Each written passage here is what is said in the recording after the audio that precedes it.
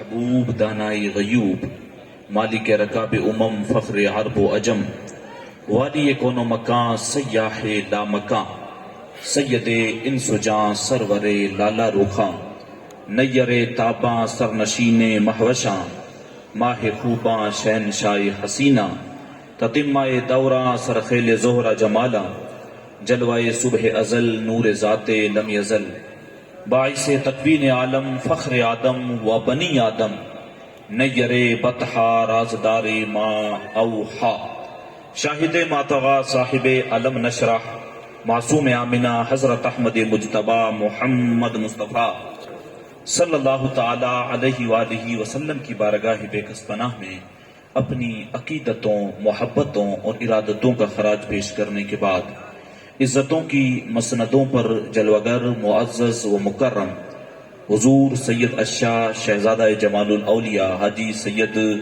اسلم شاہ صاحب قبلہ، دیگر جتنے بھی علماء ذی وقار، سادات عظام، حفاظ کرام، میرے سامنے تشریف فرما بزرگوں، نوجوان ساتھیوں، بچوں اور خواتین اسلام، السلام علیکم ورحمۃ اللہ وبرکاتہ۔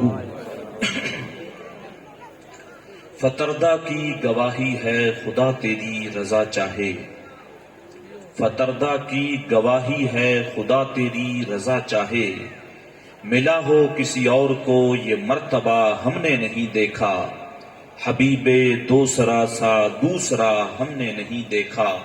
اور یا رسول اللہ تیری تو شان ہی کیا، تو شاہ مرسلاں ٹھہرا، تیری تو شان ہی کیا، تو شاہ مرسلاں ٹھہرا، شہنشاہوں سے کم تیرا گدا ہم نے نہیں دیکھا، شہنشاہوں سے کم تیرا گدا ہم نے نہیں دیکھا، اور ہمیں سو ناز ہے اس پر کہ ہم تیرے ہی منگتے ہیں۔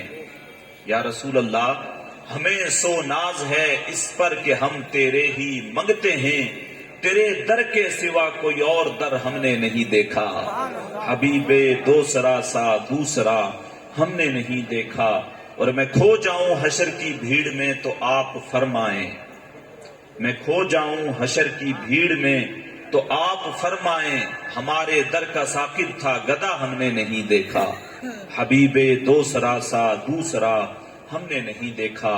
حضرات محترم، آپ حضرات کافی دیر سے بیٹھے ہوئے ہیں، کئی ایک بیانات، کئی ایک نعتیں آپ نے، منقبتیں آپ نے سماعت کی، اور تھوڑی دیر کے لیے میں بھی آپ حضرات کے سامنے حاضر آیا۔ اس طریقے سے آپ دیکھ لیں کہ آپ اپنی حاضری لگانے کے لیے میں آپ حضرات کے سامنے آیا ہوں۔ زیادہ وقت آپ حضرات کا نہیں لوں گا، ویسے بھی میں بڑا مختصر بیان کرنے کا عادی ہوں اور بڑا دھیمے لہجے میں جو ہے وہ خطاب کرتا ہوں۔ بس اللہ عز و جل کی بارگاہ میں دعا ہے کہ اللہ مجھے حق کہنے اور آپ کو حق سننے کی توفیق نصیب کرے۔ مجھ سے قبل آپ برادر گرامی سید قمر الدین شاہ صاحب قبلہ سے جو ہنومان گڑھ کے سریشیا کے اندر جو فیضان مدینہ بنانے کا جو پلان آپ حضرات کے سامنے وہ رکھ رہے تھے، اور جو ان کے منصوبے تھے جو انہوں نے سامنے رکھے، یقیناً بڑی جو ہے وہ سعادت مندی کی بات ہے کہ ہم سب لوگ مل کے اگر اس ڈھب سے اس چیز کو بنائیں تو آنے والی ہمارے نسلوں کے لیے یہ چیز بہت بہتر چیز ہے۔ تو گزارش کروں گا آپ حضرات سے اس معاملے میں سید صاحب قبلہ کا ساتھ دیں، اور یہاں پہ بھی سید صاحب قبلہ کا ادارہ چل رہا ہے اور بھی کئی جگہ پہ چل رہا ہے۔ میں تھوڑی دیر کے لیے حاضر آیا، مجھ سے قبل اب سید صاحب قبلہ سے قبل مولانا ممتاز صاحب بھی بیان کر رہے تھے۔ میری عادت نہیں ہے کسی بھی چیز کے اوپر جو ہے وہ کروس کرنا، لیکن بہت ساری چیزیں انہوں نے ایسی بولی جس سے مجھے بالکل بھی اتفاق نہیں ہے۔ اب اس مسئلے کی طرف اگر میں جاتا ہوں تو پھر وہ بات اختلافی ہو جائے گی، اور اسٹیج کو میں اختلاف کا معاملہ بنانا نہیں چاہتا۔ آج وقت کی ضرورت ہے، بہت ساری ایسی چیزیں جو وقت کے ہم نے جو ہے ساتھ میں مل کے، ساتھ میں چل کے ہم نے کرنی پڑے گی، تو وہ چیزیں ہم لوگ کر رہے ہیں زمینی سطح پہ۔ خالی ہم لوگ اگر اسٹیج پہ بولیں آدھا گھنٹہ بول کے اور چپ چاپ جو ہے اپنا رومال اٹھائیں اور چلے جائیں تو اس سے معاشرے میں تبدیلی نہیں آئے گی۔ آپ تھوڑی دیر سنیں گے، اپنا پلہ جھاڑیں گے، پلہ جھاڑ کے آپ نکل جائیں گے، تو ہر اعتبار سے فیلڈ پہ جو ہے وہ اتر کے کام کرنا پڑے گا۔ اور یہ بالکل اس چیز کو میں نکارتا ہوں کہ آج کے ٹائم میں ہمیں انگلش میڈیم اسکولز، ہمیں کالج، ہمیں ہاسپٹلز، ان چیز کی ضرورت نہیں ہے۔ یہ بالکل سراسر غلط چیز ہے۔ جتنی آج ہمیں مدارس کی ضرورت ہے اتنی ہمیں انگلش میڈیم اسکولز کی بھی ضرورت ہے۔ جتنی آج ہمیں جو ہے وہ مدارس کی ضرورت ہے اتنی ہمیں آج جو ہے اپنی بچیوں کے لیے، اپنے بچوں کے لیے کالج بنانے کی بھی ضرورت ہے۔ ہم لوگ یہ کہتے ہیں نا کہ ہمارے پاس جو ہے نا وہ ڈاکٹرز بہت ہیں، وکیلز بہت ہیں. اپنے والی قوم میں کون سے ڈاکٹرز ہیں آپ مجھے بتائیں. مسلم قوم میں کون سے ڈاکٹر ہیں آپ کے پاس؟ مسلم قوم میں آپ کے پاس کون سے وکیل ہیں؟ مسلم قوم میں اپنے بچوں میں سے کوئی ایک مجھے بتائیں جو MBBS کیا ہو، جو انجینئر ہو، جو اچھے عہدے پہ ڈاکٹر ہو. تو ہمیں عالموں کی بھی، اچھوں کی بھی ضرورت ہے، ہمیں اس کے ساتھ ساتھ ہمیں وکیلوں کی بھی ضرورت ہے. ہمیں پولیس کے اندر بھی اپنے بندے رکھنے، ہمیں جو ہے مساجد اور مدارس کے اندر بھی ہم نے جو ہے وہ اپنے بچے چاہیے. خیر وہ بات دوسری طرف چلی جائے گی. اور جو ہے ویسے ہی ہمارے جو اسٹیج وغیرہ، جو مسجدیں، محراب اور ممبر جو ہیں، وہ ویسے بھی اختلافات، حسد اور حقد کے اڈے بنے ہوئے ہیں، جس کی وجہ سے دین کا کام ہونے کے بجائے جو ہے وہ نفرتیں جو ہیں وہ زیادہ پھیلتی چلی جا رہی ہیں. میں نے قرآن مجید کی آیت کریمہ جو پڑھی، اللہ تبارک و تعالیٰ نے ارشاد فرمایا وَإِذَا سَأَلَكَ عِبَادِي عَنِّي فَإِنِّي قَرِيبٌ. اللہ تبارک و تعالیٰ ارشاد فرماتا ہے کہ محبوب میرے بندے تیری بارگاہ کے اندر آ کر میرا پتہ پوچھتے ہیں. وَإِذَا سَأَلَكَ عِبَادِي عَنِّي، محبوب بندے میرے ہیں، تیری بارگاہ میں آ گئے ہیں، تیرے در پہ آ کے پوچھ رہے ہیں، پتہ میرا پوچھ رہے ہیں کہ رب کہاں ہے. تو محبوب ان سے کہہ دو فَإِنِّي قریب، میں ان کے بڑا ہی قریب ہوں، میں ان کے بڑا ہی قریب ہوں. اجیب دعوت الداعی اذا دعان فلیستجیبوا لی ولیؤمنوا بی لعلہم یرشدون. اللہ ارشاد فرماتا ہے کہ اگر میرے بندے مجھے پکارتے ہیں اور مجھ سے دعا کرتے ہیں تو میں ان کی دعا کو سنتا نہیں بلکہ ان کی دعا کو قبول بھی کر لیتا ہوں. جب بندے میری بارگاہ میں دعا کرتے ہیں ہاتھ اٹھا کر، مسجد نبوی کا صحن ہے، ایک شخص کونے میں بیٹھ کے دعا مانگ رہا ہے اور اللہ کی بارگاہ میں ہاتھ اٹھا کے دعا کیا مانگتا ہے؟ اللہ کی بارگاہ میں عرض کرتا ہے اللہم انی اسألک بانک اللہ، مالک میں تجھ سے اس لیے مانگ رہا ہوں کیونکہ تو میرا رب ہے. اگر میں تجھ سے نہیں مانگوں گا تو کس سے مانگوں گا؟ حضور علیہ السلام نے جب اس کے یہ لفظ سنے تو ایک دوسرے شخص کو بھیجا اور جا کے کہا کہ اس کو جا کے خوشخبری دے دو، اللہ نے تمہاری دعا کو قبول کر لیا.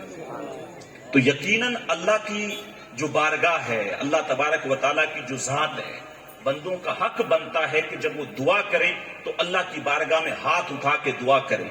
مالک ہم تیرے بندے ہیں، اگر تیرے در سے نہیں مانگیں گے تو جائیں گے کہاں؟ اگر تو نے ہی ہماری جھولیاں نہیں بھرنی ہیں تو جھولیاں بھرے گا کون؟ اگر تو نے ہی ہمیں رزق نہیں دیا تو پھر ہمیں رزق دے گا کون؟ تو یہ حضور علیہ السلام نے صحابہ کرام کو بھی یہ چیز سکھائی. اچھا ایک چیز اور اگر دیکھیں تو مراتب جو ہے وہ درجے بدرجے آتے ہیں. انبیاء کرام کا مرتبہ ہے، پھر صحابہ کا ہے، پھر تابعین کا ہے، پھر تبع تابعین کا ہے. آج ہم یہاں پر جو ہے وہ بیٹھے ہوئے ہیں ایک بزرگ کے عرس کے اندر، تو اولیاء کرام کا بھی یقیناً جو ہے وہ مقام ہے. قرآن مجید آپ اٹھا کے دیکھیں تو اولیاء کرام کی کرامتوں کا ذکر آپ کو ملے گا. حضرت آصف بن برخیاں ہوں، چاہے حضرت مریم ہوں، چاہے حضرت حنا سلام اللہ علیہا ہوں، چاہے وہ اصحاب کیف کا واقعہ ہو. تو بزرگان دین کا جو وجود ہے آپ کو ہر دور کے اندر ملے گا. ایک دور تھا انبیاء کرام کا، حضور جب تشریف لائے تو وہ سلسلہ ختم ہو گیا. اب حضور جب اس ظاہری دنیا سے تشریف لے گئے تو پھر اس کے بعد اب کسی نبی نے نہیں لانا، اب کسی جو ہے وہ اللہ کے رسول نے تشریف نہیں لانا. اب اس کے بعد امت کی رہنمائی کا جو بوجھ تھا وہ اللہ تبارک و تعالیٰ نے یا تو علماء کرام کے کندھوں پہ رکھا یا پھر صوفیاء کرام اور بزرگان دین کے کندھوں پہ رکھا. تو ان کا وجود آپ اگر دیکھیں گے تو ہر دور کے اندر، ہر زمانے کے اندر آپ کو اللہ کے ولیوں کا وجود ملے گا. اور یہ وہ نفع بخش وجود ہوتے ہیں جن کے دم قدم سے اللہ تبارک و تعالیٰ جو ہے وہ دنیا کے اندر اجالے کر دیتا ہے، جن کے دم قدم سے اللہ تبارک و تعالیٰ جو ہے وہ لوگوں کے اندر جو ہے وہ خوشحالی بھر دیتا ہے. یہ جس راستے سے گزرتے چلے جاتے ہیں وہاں پہ خوشحالی پھیلتی چلی جاتی ہے. تو میں اور آپ بزرگان دین سے جڑے ہوئے ہیں. اب ادھر دیکھ لیں آپ، چاہے جامسر چلے جائیں گے تو وہاں پہ بہت بڑے بزرگ آپ کو ملیں گے، دادا جمال شاہ، سید جمال الاولیاء، خواجہ غلام حیدر کشمیری. اس سے تھوڑے آپ آگے اور چلے جائیں تو پھر آپ کو صوفی حمید الدین ناگوری ملیں گے. اس سے تھوڑے اور آگے چلے جائیں تو پھر آپ کو خواجہ معین الدین اجمیری ملیں گے. تو بزرگان دین کے ساتھ ہمارا رابطہ تو شروع سے رہا ہے اور ان کے ساتھ جو ہمارا ایک متصل ہونے کا جو طریقہ ہے وہ شروع سے ہے. لیکن جس طریقے سے بزرگان دین نے اپنی زندگی گزاری ہے وہ کہیں پہ بھی ان کے جو اعمال ہیں، ان کا جو کردار تھا وہ ہماری زندگیوں میں کہیں نظر نہیں آتا. ہم لوگ صرف جلسوں تک، صرف پروگراموں تک، ان چیزوں تک ہم لوگ تھوڑے محدود ہیں. آئے تھوڑی دیر کے لیے جلسے میں بیٹھ گئے، چند باتیں سنی ہم نے، آئے مزار پہ ہم نے حاضری دے لی، پھول چڑھا لیے، دعا کر لی، پھر چلے گئے. نہ نماز سے ہمیں کوئی مطلب ہے، نہ ہمیں روزوں سے کوئی مطلب ہے. زکوٰۃ فرض ہے تو اس سے ہمیں کوئی مطلب نہیں ہے. کسی بھی معاملے سے ہمیں اگر دین کے معاملے پہ خرچ کرنے کے لیے کہہ دیا جائے تو اس میں بھی ہمیں جو ہے وہ پھر بٹوا نکال کے پرانے نوٹ ہوتے ہیں وہ پھر ہمیں نظر آتے ہیں، 10 کا دے دو، 20 کا دے دو، پرانے نوٹ. جب جمعے والے دن ہم لوگ جاتے ہیں، جب اللہ کی راہ میں خرچ کرنے کی باری آتی ہے، اس وقت ہم لوگ پرانے نوٹ نکال کے خرچ کرتے ہیں. اللہ تبارک و تعالیٰ نے قرآن مجید میں ایک آیت میں فرمایا من ذا الذی یقرض اللہ قرضا حسنا، یعنی جس بندے نے اللہ کو قرض حسنا دیا، اللہ تبارک و تعالیٰ جو ہے اس کے مال میں برکت عطا کر دیتا ہے.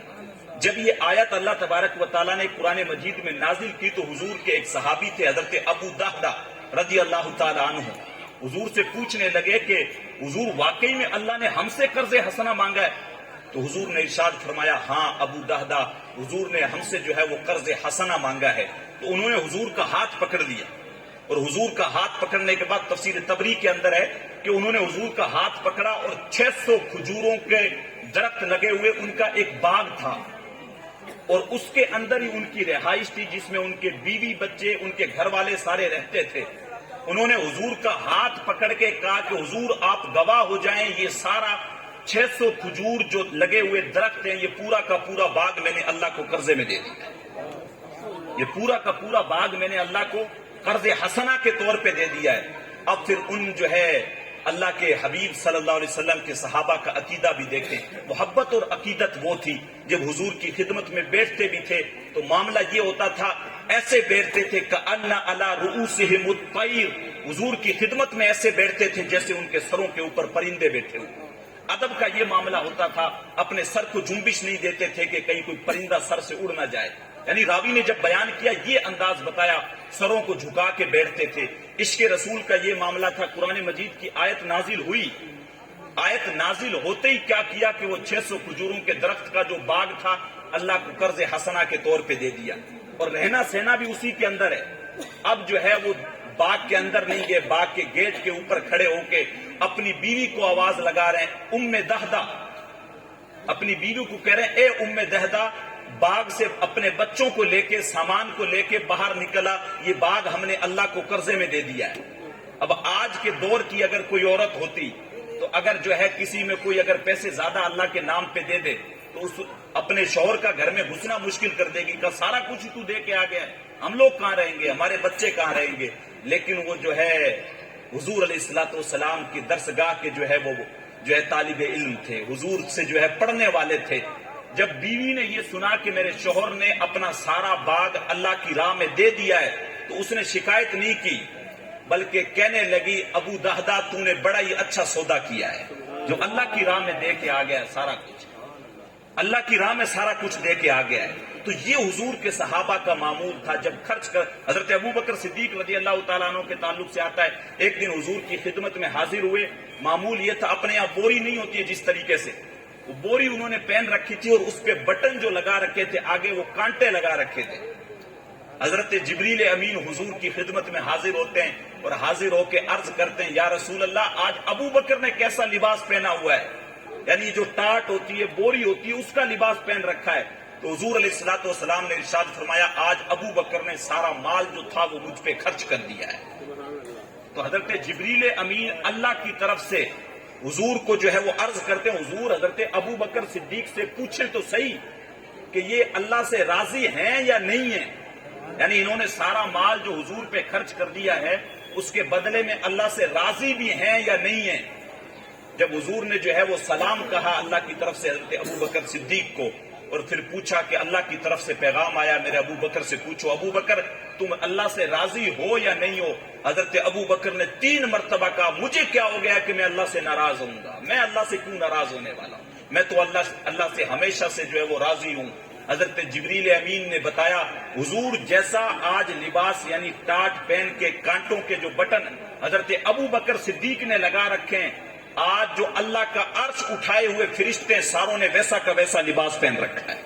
وہ حضرت ابو بکر صدیق کی سنت کو ادا کر رہے ہیں. تو یہ حضور علیہ الصلوۃ والسلام کی درسگاہ کے وہ طالب علم تھے جو قیامت تک آنے والی نسلوں کو جو ہے یہ درس دے کے گئے کہ جب اللہ اور اس کے رسول کی باری آ جائے اور خرچ کرنے کی باری آ جائے تو جب جمعے کی نماز میں جاؤ تو بٹوا نکال کے یہ مت دیکھا کرو کہ سب سے پرانا نوٹ کون سا، وہ 10 کا میں نے اللہ کے نام پہ دینا ہے۔ ایسا نہ کیا کرو۔ جب کوئی فقیر تم سے رمضان میں آ کے اللہ کے نام پہ مانگے اور کہے کہ یار میں بڑا جو ہے وہ بھوکا ہوں، 3 دن سے میں نے کچھ نہیں کھایا، یا میرے پاس کپڑے نہیں ہیں، میرے گھر پہ بچے جو ہیں وہ بڑے بھوکے ہیں، مجھے اللہ کے نام پہ کچھ دے دے، تو تم کیا کرو کہ کھیت کے اندر جو تم نے فصل نکالی ہے، اچھی گیہوں تو ایک سائیڈ میں رکھ لی اور جو گھن والی جو ہوتی ہے وہ ایک سائیڈ میں رکھی ہے۔ اب رمضان میں جو فقیر آئیں گے اس میں سے جو ہے کٹوریاں بھر بھر کے اب ہم ان کو دیں گے۔ دیکھ کس کے نام پہ رہے ہیں؟ اللہ کے نام پہ دے رہے ہیں۔ شہر میں رہ رہے ہیں، کہیں پہ مدرسہ ہے، پاس میں بچے پڑھ رہے ہیں، ہمارا ایک ذہن بن گیا ہے کہ مدرسے میں پڑھنے والے بچے جو ہوتے ہیں وہ یتیم ہوتے ہیں۔ اب ہم نے کیا کیا، شادی کی، شادی میں جو کھانا بچ گیا وہ پتیلا ہم نے اٹھایا اور بچوں کو بھیج دیا کہ یہ جو بچا ہوا کھانا یہ اللہ کے نام پہ مدرسے میں بچوں کو دے دو۔ یہ ہمارا رویہ ہے۔ پھٹے ہوئے کپڑے گھر میں پونچھا لگانے کے کام آتے ہیں، یہ اٹھاؤ، کوئی فقیر مانگنے والا ہے اس کو اللہ کے نام پہ کپڑے دے دو، اور پھر یہ سوچتے ہیں کہ جو ہے اللہ کی رحمتیں، اللہ کی برکتیں جو ہیں وہ ہم پہ جو ہے وہ برسیں گی۔ ایسا نہیں ہوگا۔ حضرت ابو بکر صدیق سے پوچھو، بلکہ قرآن سے پوچھو۔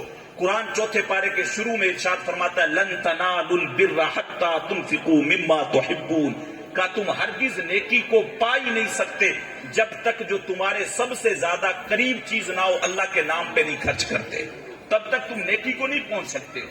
لیکن ہم سڑی ہوئی گلی ہوئی چیزیں اللہ کے نام پہ دینے کے بعد یہ سوچتے ہیں کہ ہم نے کوئی بہت بڑا جو ہے وہ تیر مار دیا اور اللہ کے نام پہ ہم نے بہت خرچ کر دیا ہے۔ حضرت ابو بکر صدیق کو دیکھو، سارا مال اللہ کی راہ میں خرچ کرنے کے بعد تاج کا لباس پہنے ہوئے، ان کا معاملہ یہ تھا کہ یہ جو ہے انہوں نے اپنی زندگی کو جو ہے اللہ اور اس کے رسول کے نام پہ ڈال دیا تھا۔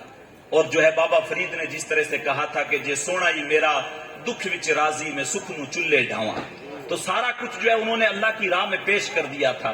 لیکن ہم لوگ کیا کرتے ہیں؟ ہم لوگ شکوے کرتے ہیں۔ ہم لوگوں کے یہاں پہ فصل تھوڑی سی خراب ہو جائے پورا سال روتے ہیں، اس بار فصل اچھی نہیں ہوئی ہے۔ اگر تھوڑی سی جو ہے وہ فصل برباد ہوگی بارش کی وجہ سے تو بھی روتے ہیں، بارش ہوتی زیادہ ہے تو روتے ہیں، اگر کم ہوتی ہے تو روتے ہیں۔ زندگیوں کے اندر سے جو اللہ کا شکر تھا وہ کہیں نہ کہیں سے رخصت ہوتا چلا گیا ہے۔ اللہ کے نام پہ جب خرچ کرنے کی باری آتی ہے تو اس وقت جیب دیکھتے ہیں، لیکن شادی بیاہ کا معاملہ ہو تو ناچنے والیوں پہ لاکھ لاکھ روپے ہم لوگ پھینک دیتے ہیں، 5 طرح کی مٹھائیاں کر کے ہم لوگ پیسے اڑا دیتے ہیں۔ کھانے کے معاملے پہ جو قوم ہماری سب سے جس طریقے سے آگے ہے، معذرت کے ساتھ میں ہر بیان میں یہ چیزیں کہتا ہوں، اس لیے میں کہتا ہوں کہ جتنی چیزیں ہم لوگ جو بڑے بڑے پروگرام کر کے یا کمپٹیشن کے اعتبار سے یا مزارات پہ جتنا چندہ کر کے جتنا پیسہ ہم قوم کا لگا رہے ہیں وہ پیسہ ہم تعلیم پہ لگائیں۔ میں پھر کہوں گا یہ چیز، بزرگان دین کا عرس کریں، اس چیز سے میں منع نہیں کر رہا ہوں، لیکن اس کو ایک لمٹ کے اندر کریں۔ باقی کا جو پیسہ ہے وہ غریب غربا جو بچے ہیں ان کی تعلیم پہ لگائیں۔ جو بچیاں ہیں جن کی شادی نہیں ہو رہی ہے، جن کے سروں کے اندر جو ہے پیسے نہ ہونے کی وجہ سے گھر پہ بیٹھی بیٹھی ان کی دہلیز پہ بیٹھے بیٹھے باپ کی سروں کے اندر چاندی اتر آئی ہے، بال سفید ہو گئے، ان کی شادی نہیں ہو رہی ہے، ایسی بچیوں کے ہاتھ پیلے کریں۔ سماجی کچھ ایسے معاملات کریں کہ ان غریب بچیوں کی سالانہ 15-20 بچیوں کی شادیاں کریں۔ غریب جو بچے ہیں ان کو اچھی تعلیم دلائیں۔ اگر کوئی مسکین غریب ایسا ہے جس کے پاس پیسے نہیں ہیں اور بیماری سے اگر پیڑت ہے تو اس کا علاج کروائیں۔ اگر کوئی بیوہ بیٹھی ہوئی ہے تو چپکے سے رات میں جا کے اس کی مدد کریں، اس کے گھر میں راشن ڈالائیں، پیسے ڈالائیں۔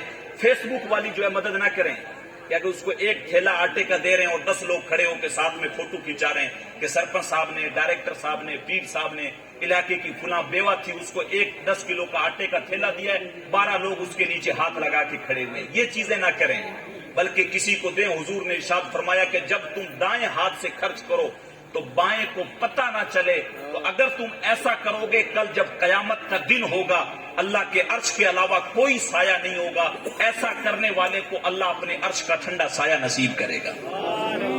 تو کچھ معاملات ایسے بھی کریں، آج کل ہو گئے جیسے نیکی کر فیس بک پہ ڈال، کچھ معاملات ایسے کریں، پہلے تھا نیکی کر دریا میں ڈال، تو کچھ چیزیں ایسی بھی کریں جو چپکے سے کریں۔ رات کے اندھیرے میں کبھی مصلی بچھا لیں، اس پہ تسبیح لے کے بیٹھ جائیں، اللہ اللہ کی صدائیں لگائیں۔ کچھ لوگ کہیں گے کہ نام میں کیا رکھا ہوتا ہے. ایک بہت بڑا فلسفی تھا, کسی بزرگ کی بارگاہ میں چلا گیا اور بزرگ بیان کر رہے تھے اس طریقے سے, تو جو ہے بزرگ نے بیان کیا کہ تسبیح لے کے اللہ کی رٹ لگایا کرو, اس سے دل کا میل صاف ہوتا ہے. وہ فلسفی تھا, کہنے لگا حضرت یہ کیا بات کر رہے ہیں آپ, نام میں کیا تاثیر ہوتی ہے, اللہ کرنے سے جو ہے دل کا میل کیسے صاف ہو جائے گا. اگر میں کاغذ کے اوپر آگ لکھ دوں تو کاغذ جل تھوڑی جائے گا, یا میں زبان سے اگر برف بول دوں تو میرا منہ تھوڑی ٹھنڈا ہو جائے گا, یا گرمی میں اگر میں سردی کا لفظ چلانے لگ جاؤں تو سردی تھوڑی آ جائے گی. بولا نام میں کوئی تاثیر نہیں ہے.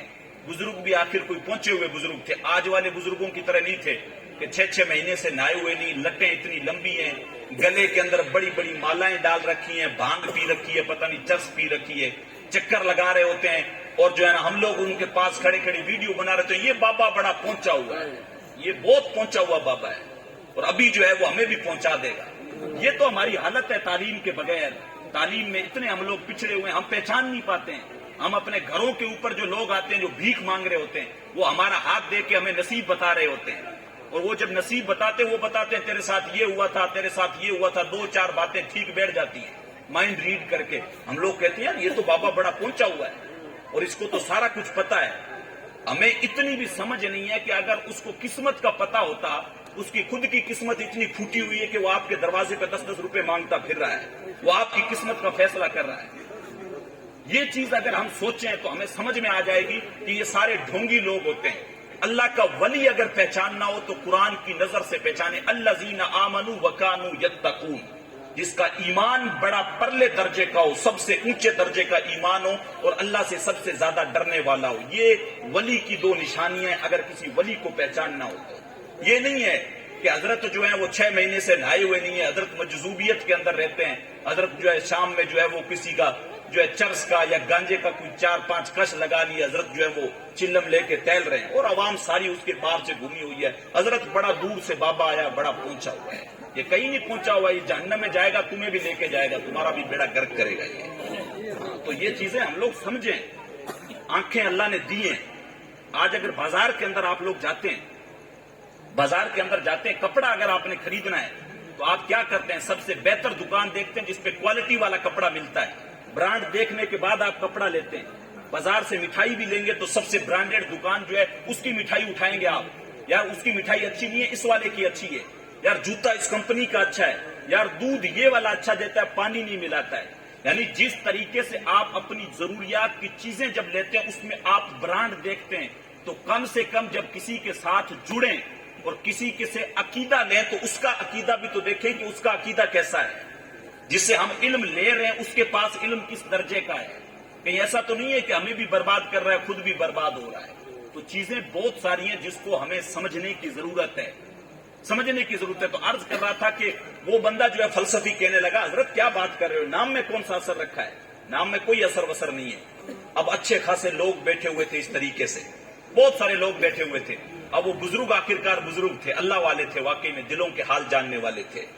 انہوں نے جو ہے اور کچھ نہیں کہا. جب وہ بیچ میں سے کھڑا ہو گیا, وہ فلسفی تھا, بہت بڑا نام تھا, لوگ مثالیں دیتے تھے اس کی, تو اس کو کہنے لگے کہ چل گدھے بیٹھ جا. جب اس کو ایسے کہا نا گدھے بیٹھ جا, اس کا چہرہ لال ہو گیا, ایک دم سرخ چہرہ ہو گیا. اس کی تو بےزتی ہو گئی 1000 لوگوں کے سامنے. اتنا بڑا فلسفی, لوگ جس کے سامنے ہاتھ باندھ کے کھڑے ہوتے ہوں, جس سے عقلی دلیلیں پوچھتے ہوں, اس کو ساری محفل کے اندر بزرگ نے گدھا کہہ دیا. اس کی تو بےزتی ہو گئی. اس نے کہا حضرت آپ نے ایسے کیسے کہہ دیا, چہرہ اس کا لال ہو گیا. تو بزرگ نے بڑے پیار کے ساتھ جواب دیا کہ بیٹے دیکھو, گدھے کے نام میں اتنا اثر ہے کہ تمہارا چہرہ لال ہو گیا ہے, تو اللہ کے نام میں اثر نہیں ہوگا کہ وہ دل کے میل کو صاف کر دے. جب گدھے کے نام میں اتنا اثر ہے کہ تمہارے چہرے کا رنگ بدل گیا, تو جب اللہ کی رٹ لگاؤ گے تو تمہارے دل کا حال نہیں بدلے گا. یقیناً بالکل جو ہے وہ دل کی میل اترے گی. تو عرض کروں گا, زیادہ باتیں عرض کرنے کے لیے, کیونکہ وقت آپ کافی دیر سے بیٹھے ہوئے ہیں. رات کی تنہائی میں کبھی بیٹھ کے اپنے گناہوں کو یاد کریں, اللہ کی بارگاہ میں توبہ کریں. ایسی مجلسوں میں بھی شریک ہو. رمضان آ رہا ہے, رمضان کے روزے رکھیں. اللہ نے زکوٰۃ اگر فرض کی ہے تو غریبوں مسکینوں کو, صحیح معنوں میں جو ادارے اچھا کام کر رہے ہیں ان کو جو ہے وہ آپ دیں, ان کو جو ہے آپ جو ہے وہ زکوٰۃ دیں. اپنا جو پیسہ ہے آپ ان کو دیں جو واقعی میں دین کا کام کر رہے ہیں. اور جن لوگوں نے دکانیں کھولی ہوئی ہیں کہ چندہ کرنا ہے اور صرف کھانا ہے, صرف گھومنا ہے, اور گاڑیاں ہر روز چینج کرنی ہے, اور مزے سے جو ہے نا ہوٹل بنا لینا ہے مدرسے کو، تو ان کے لیے اپنی زکات کا پیسہ برباد نہ کریں۔ جیسے بات میں نے ابھی کہی، اللہ نے آنکھیں دے رکھی ہیں بھائی، جب ہم اپنی ضروریات کی چیزیں لیتے ہوئے دیکھتے ہیں کہ کیا صحیح ہے کیا غلط ہے، تو چندہ دینے سے پہلے بھی تو آپ کو پتا ہے نا کون سے مدرسے میں اچھی تعلیم ہو رہی ہے، کون سے میں نہیں ہو رہی ہے۔ بالکل آج ہندوستان کے اندر اگر آپ نظر اٹھا کے دیکھیں گے، ہمارے ادھر مدرسوں کی کوئی کمی نہیں ہے، کمی صرف ہے تو اچھی تعلیم کی ہے۔ جتنے آج ہمارے ادھر مدرسے ہیں ان میں اگر نظام بہتر کر لیا جائے، تعلیم اچھی کر لی، میں ایسا نہیں کہہ رہا ہوں کہ ساروں میں نظام خراب ہے، بہت سارے ایسے مدرسے ہیں جن کے اندر تعلیمی نظام بہت زبردست ہے۔ صحیح صاحب قبلہ بچیوں کا مدرسہ چلا رہے ہیں، میں نے خود دیکھا ہے، میری خود کی بہنیں وہاں پہ پڑھتی ہے، تعلیمی نظام بڑا اعلیٰ ہے اور بڑے اچھے لیول کی بچیاں اس میں پڑھ رہی ہیں۔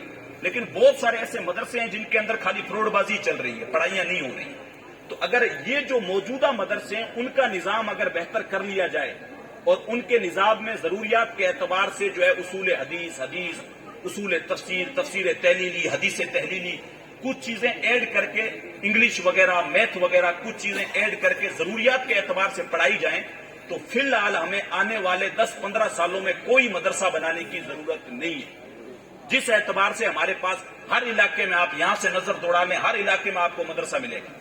گرسانے میں چلے جائیں، سورت گڑھ چلے جائیں، ہنومان گڑھ چلے جائیں، آپ ادھر بیکانیر چلے جائیں، آپ ستاسر تک میں مدرسہ ہو گیا ہے، پھر اس کے آگے ناگور شریف چلے جائیں، اجمیر شریف چلے جائیں، جے پور چلے جائیں، شرانی آباد چلے جائیں، سجان گڑھ، ڈونگر گڑھ، جہاں پہ بھی جائیں گے آپ کو ہر جگہ مدرسہ ملے گا۔ تو فی الحال ہمیں مدرسے بنانے کی ضرورت نہیں ہے، فی الحال ہمیں ان مدرسوں کے حالات بہتر کرنے کی ضرورت ہے۔ اور چھوٹی سی چیز میں آپ کو بتاؤں، کئی مرتبہ میں نے عرض کی ہے، ہمارے ہندوستان میں 24,000 رجسٹرڈ مدرسے ہیں اور ان کے اندر صرف 1.5 سے 2% بچے ہمارے پڑھ رہے ہیں، یعنی 100 میں سے 1.5 سے 2% بچے پڑھ رہے ہیں، اور ان کا سالانہ جو چندہ ہوتا ہے، صرف 24,000 مدرسوں کا آنکڑا میں بتا رہا ہوں آپ کو، جو سرکاری آنکڑے کے اعتبار سے رجسٹرڈ ہیں، سالانہ ان کا چندہ جو ہے 14,000 کروڑ روپے ہو رہا ہے، سالانہ 14,000 کروڑ۔ اس کے علاوہ جو مسجدوں کے ساتھ مکتب ہیں وہ الگ ہیں، مسجدوں کا چندہ ہے وہ الگ ہے، اور وہ مدرسے جو رجسٹرڈ نہیں ہیں سرکار میں ان کا چندہ الگ ہے۔ ان ساروں کو، مسجد، مکتب، مدرسوں کا چندہ ساروں کا ملا دیا جائے تو سالانہ قوم مسلم 50,000 کروڑ روپے مدرسوں اور مسجدوں پہ خرچ کر رہی ہے۔ اللہ نے آپ کو عقل دی ہے، میں کچھ نہیں کہوں گا، آپ اپنی آنکھوں سے اس چیز کو دیکھیں کہ 50,000 کروڑ روپے ہم سالانہ مساجد، مکتبوں، مدرسوں پہ خرچ کر رہے ہیں، اس کا ریزلٹ ہمیں کتنا مل رہا ہے وہ آپ خود اپنی آنکھوں سے دیکھیں۔ وہ بچے کتنے پڑھ رہے ہیں؟ صرف 1.5 سے 2% بچے ہمارے پڑھ رہے ہیں، 98% بچے ہمارے مدرسوں سے دور ہیں۔ اور وہ ایسی بات نہیں ہے بھائی دنیاوی اسکولوں میں پڑھ رہے ہیں، اسکولوں میں، کالجوں میں وہ بھی نہیں پڑھ رہے ہیں۔ جیسے صحیح صاحب قبلہ بتا رہے تھے، کوئی نشے کی لت میں، کوئی کدھر ہے، کوئی 8ویں کے بعد چھوڑ گیا، کوئی 10ویں کے بعد چھوڑ گیا، کوئی 12ویں کے بعد چھوڑ گیا، فرسٹ ایئر میں چھوڑ گیا، کوئی سیکنڈ ایئر میں چھوڑ گیا۔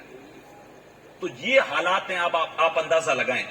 تو جس اعتبار سے حالات قوم مسلم کے چل رہے ہیں، ہمیں کوئی منظم طریقے سے ایک تنظیم بنا کے حالات بہتر کرنے پڑیں گے۔ سید صاحب قبلہ جیسے مرد مجاہد کو جو ہے ساتھ میں لے کے مدارس کے معاملات بہتر ہوں، مساجد کے معاملات، مکاتب کے معاملات یہ سارے بہتر ہوں، تعلیمی نصاب بہتر ہو۔ پھر میں عرض کروں گا، ضرورت ہے آج ہم لوگ تو اس معاملے پہ کوشش کر رہے ہیں، انشاءاللہ اگلے سال سے جو ہے ہم لوگ 3-4 بڑی جگہ ہم لوگوں نے جو ہے وہ کر لی ہے کنفرم، اور اس پہ ہم لوگ انگلش میڈیم اسکول، جس طریقے سے خالد ایوب مصباحی صاحب، بہت بڑا نام ہے اپنے راجستھان کے اندر بلکہ ہندوستان کے اندر، انہوں نے ابھی IQ ادارۃ القرآن، ادارہ قرآن نام سے ایک جو ہے وہ ایک مدرسے کا افتتاح کیا ہے، جس کے اندر انگریزی اور اسلامی تعلیم دونوں ساتھ میں لے کے وہ چلنے والے، اتنا بہترین نصاب کے ساتھ وہ اس چیز کو لے کے آئے۔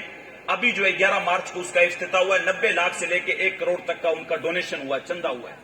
تو ایسے ادارے آج ہمیں بنانے کی ضرورت ہے کہ ہم اپنی دینی تعلیم کے ساتھ ساتھ بچوں کو جو ہے دنیاوی تعلیم کے ساتھ ساتھ، دینی تعلیم کے ساتھ ساتھ دنیاوی تعلیم بھی دیں، کیونکہ آج اگر آپ کے پاس دنیاوی تعلیم نہیں ہے تو سسٹم کا آپ مقابلہ نہیں کر سکتے۔ وہ جس طرح سے کبوتر کے سامنے بلی آ جاتی ہے نا، وہ آنکھیں بند کر لیتا ہے، وہ سوچتا ہے خطرہ ٹل گیا، خطرہ ٹلے گا نہیں۔ اگر ہم لوگ آنکھیں بند کر کے بیٹھ جائیں، بولا نہیں کچھ نہیں ہے، یہ سارا کچھ چلتا رہے گا، تو یہ بالکل نہیں ہے۔ آج اگر سیاست میں آپ کو آنا ہے، سسٹم کا مقابلہ کرنا ہے، اپنا حق اگر حکومت سے لینا ہے اور اپنے آپ کو کسی منچ کے اوپر منوانا ہے، تو جس طریقے سے زمانہ چل رہا ہے اس کے ساتھ ساتھ آپ کو چلنا پڑے گا، ورنہ آپ بہت پیچھے رہ جائیں گے۔ آلریڈی ہم لوگ بہت پیچھے رہ چکے ہیں، بہت پیچھے رہ چکے ہیں۔ کسی بھی جو ہے شعبے کے اندر ہمارے پاس کوئی بھی بندہ نہیں ہے. سیاست میں 70-75 سال ہو گئے آج ہمارے ملک کو آزاد ہوئے. کوئی مجھے ایک بتا دو اسد الدین اویسی کے علاوہ کوئی ہمارا ایک بھی مسلم لیڈر ہو. کوئی نہیں ہے. ایک بھی لیڈر اسد الدین اویسی کے علاوہ مجھے اگر کوئی ہے تو مجھے بتا دو. ٹرپل طلاق کا مسئلہ ہو تو لوک سبھا میں وہ بولے گا. CAA NRC کا مسئلہ ہو تو وہ بولے گا.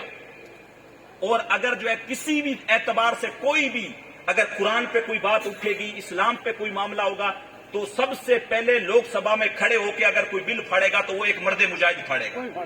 اس کے علاوہ آپ کے پاس ہندوستان بھر سے آپ کے پاس 27 MP ہیں, مسلم MP. کبھی آپ نے لوک سبھا میں ان کے منہ سے اپنی قوم مسلم کے لیے ایک لفظ بھی نہیں سنا ہوگا.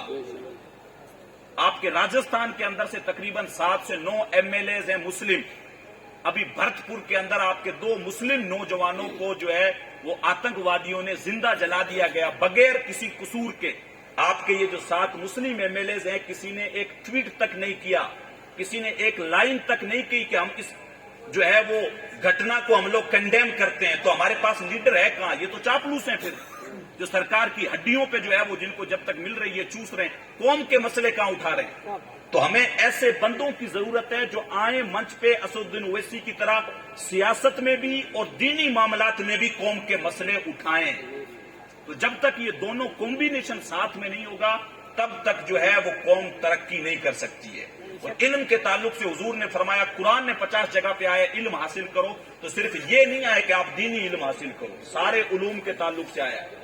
علم آپ جو آپ کو فائدہ دے, جس کے ذریعے سے جو ہے آپ کا عقیدہ اور ایمان خراب نہ ہو, بس یہ چیز دھیان رکھیں. تو آپ جو بھی علم ہے وہ علم جو ہے وہ آپ حاصل کر سکتے ہیں. وقت کی ضروریات کی جو ہے وہ جو چیزیں ہیں, آج وقت کی ضرورت ہے. انگلش بھی ہے, میتھ بھی ہے, ہندی بھی ہے, سنسکرت بھی ہے, عربک بھی ہے, اردو بھی ہے. یہ سارے علوم جو ہے کچھ ایسے بندے ہوں ہمارے پاس جن کو اچھے لیول پہ آتے ہوں, تاکہ اسٹیج پہ آئیں تو وہ قوم کی باغ ڈور سنبھال سکیں اور سسٹم کی آنکھوں میں آنکھیں ملا کے ہمارا حق مانگ سکیں. ورنہ ایسے نہ ہو کہ جن کو ہم نے ووٹ بھر بھر کے جتائے ہوں اور وہاں جا کے دبک کے بلی بن کے بیٹھ جائیں, ہمارے ساتھ جو بھی ہوتا ہو سو ہوتا ہو, اوکے نہیں بھائی اپنا کام بنتا بھاڑ میں جائے جنتا. یہ والا مسئلہ بالکل نہ ہو. تو یہ ہماری قوم میں سے نوجوانوں کو ہمیں چن کے نکالنا ہوگا جو اچھے سیاسی لیڈر بھی بنے, جو اچھے ٹیچر بھی بنے, جو اچھے انجینئر بھی بنے, جو اچھے ڈاکٹر بھی بنے.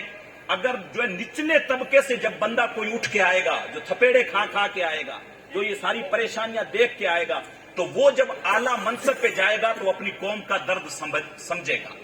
وہ سمجھے گا کہ میں بھی اسی جگہ سے دھکے کھا کے آیا ہوں اور مجھے ضرورت ہے کہ میں جو ہے وہ اپنی قوم کی رہنمائی کروں اور ان کی باغ ڈور سنبھالوں, اور اگر وہ مصیبت میں ہیں تو میں ان کے کام آؤں. یہ تب ہوگا جب ہم اپنی قوم میں سے بچے نکالیں گے اور ان کو اعلیٰ منچ فراہم کریں گے اور اعلیٰ تعلیم ان کو دلائیں گے. فالتو میں 50-50 لاکھ روپے خرچ نہ کرنے کے بجائے شورٹ میں نارملی چیزیں کر کے پیسہ بچا کے تعلیم پہ خرچ کریں گے.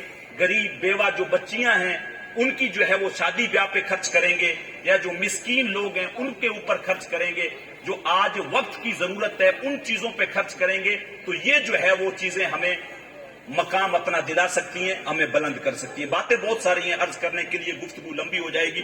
جی چاندہ ہے اس رات نو محشر دی فجر تک روک لواں, جے وس چلے میرا سونے نو حشر تک روک لواں. نہ نظر کرم دی جھات مکے, نہ اے بات مکے, نہ اے رات مکے, مگر دل کے ارمان نہ پورے ہوئے تھے ابھی. یہ غضب ہو گیا کہ سحر ہو گئی, ان کی زلفیں جدھر بھی بکھرتی گئی, گیت گاتی ہوئی شب ادھر ہو گئی. ان کی آنکھوں میں ایسا نشہ تھا فراز, جس نے دیکھا وہی لڑکھڑاتا گیا. تم سے فریاد ہے اے گنبد خضرا والے, کعبے والوں کو ستاتے ہیں کلیسا والے. ایمان کا اگر مطلب میں 2 لفظوں میں آپ کو بتاؤں, اگر آپ نے ایمان کے اوپر کامیاب رہنا ہے اور یہ کہیں کہ حضرت ہمیں 2 لفظوں میں آپ بتا دیں کہ ایمان کس کو کہتے ہیں, جس کی وجہ سے ہم اپنے عقیدے اور ایمان کی حفاظت کر سکیں اور ایمان پہ رہیں, تو علامہ ڈاکٹر اقبال کی روح سے فیض لے کے جو ہر تقریر کے اخیر میں کہتا ہوں وہ یہ, علامہ ڈاکٹر اقبال سے کسی نے پوچھا کہ ایمان کیا ہے, تو انہوں نے بتایا کہ ایمان اس چیز کا نام ہے جو حضور کے ادب سے شروع ہوتا ہے, حضور کی محبت پہ ختم ہو جاتا ہے. 2 چیزیں, حضور کا ادب اور حضور کی محبت. سچے دل کے ساتھ کریں تو پھر جو ہے دنیا میں بھی کامیاب ہیں، آخرت میں بھی کامیاب ہیں کہ محمد سے وفا تو نے تو ہم تیرے ہیں، یہ جہاں چیز ہے کیا لوح و قلم تیرے ہیں۔ استغفر اللہ ربی من کل ذنب واتوب الیہ وما علینا الا البلاغ۔ السلام علیکم ورحمۃ اللہ وبرکاتہ۔ مصطفیٰ جان رحمت پلا کھو سلام شمع بس میں ہدایت شگر یا